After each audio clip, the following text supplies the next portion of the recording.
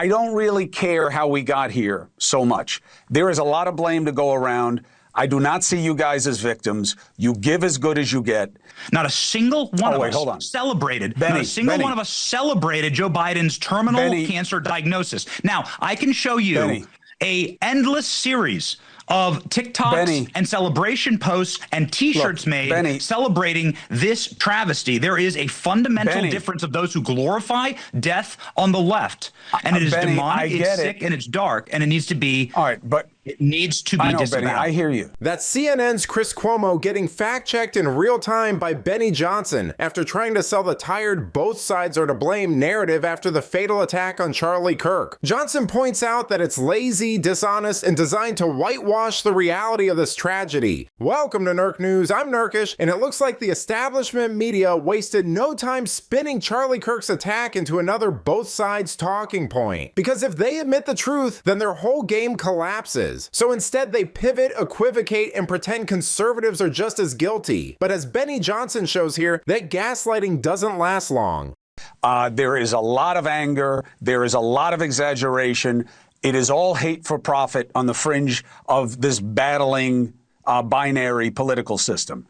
My question is, now what?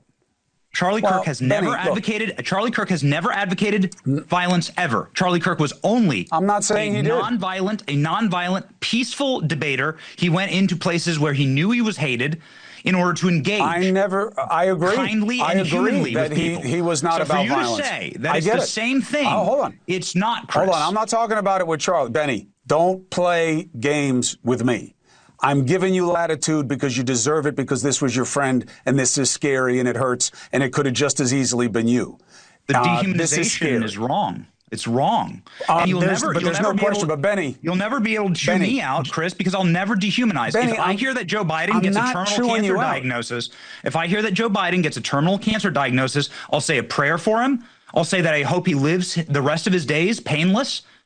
That's exactly what I said, and every person that I know and respect, and I know them all in my ecosystem, said the same thing. You know, within hours of this, the spin machine cranked up with this violence comes from both sides nonsense. But the reality is that the stats say otherwise. Since 2020, a huge portion of politically motivated attacks in America have come from the left and were excused or simply not covered by establishment media. Kirk himself documented over 50 assaults at TPUSA events in just the last year. Yet Cuomo tries to frame it like a J6 protest equals what happened to Kirk. This is the moral inversion at work. Democrats normalize their mobs and then smear conservatives as domestic terrorists for daring to defend themselves. And Scott Jennings takes this even further in his response to liberal spin doctors. Here he is setting the record straight.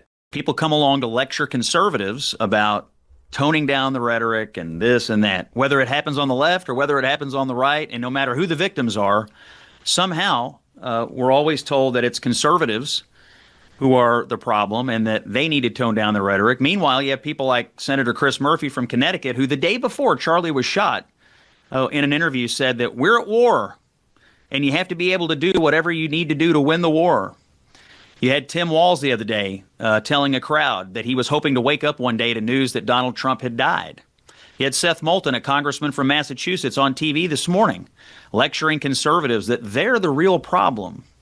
Now, it's our friend that's dead. There's a lot of causes on the left right now that are causing people to engage. Okay, and equally at a minimum, on the rhetoric. Right as well, though, Scott. Equally on the right as well. Can we at least be fair about this? I'm going to be perfectly honest with you. I have no time and no quarter for any criticisms of Republicans or conservatives or Donald Trump or Charlie Kirk or any other both sidesing this. It's our friend who's dead, shot in the throat while doing what we're supposed to do as Americans, which is engage in civil discourse. He goes to a college, colleges are not known as hotbeds of conservatism.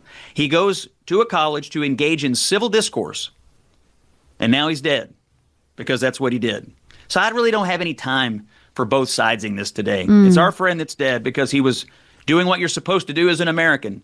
Talk, use your voice, use your words, use your powers of reasoning, debate, speech. That's what we do as Americans. And now our friend's dead, and you want to lecture me about Donald Trump or I'm not conservatives lecturing you. or both I guess sides? I'm just saying. It tells me you don't really get what's happening, and I'm happy to explain it to you, but you clearly don't. I am, Scott, seeking to understand. Jennings once again points out what should be obvious. The left is running cover for radical violence that's now taken the life of a 31-year-old conservative leader. The same Democrats who excused BLM riots, cheered Maxine Waters' calls to harass Trump officials, and mocked pro-life centers when they were attacked are suddenly pearl-clutching about tone. That's not both sides, that's systemic rot in their movement. Jennings is right to call it out, because every time the media plays referee, they're actually defense counsel for the radicals. And that's why America First voices like Kirk scared them so badly, because he exposed them with truth and courage until the very end. But let me know what you think. Do you believe the both sides narrative is collapsing now that the truth about left-wing violence is undeniable? Let me know in the comments, and if you enjoyed this video, please give it a like and subscribe to the channel. That stuff really does help us out. Until then, this has been Nerk News. Thanks for watching. Bye.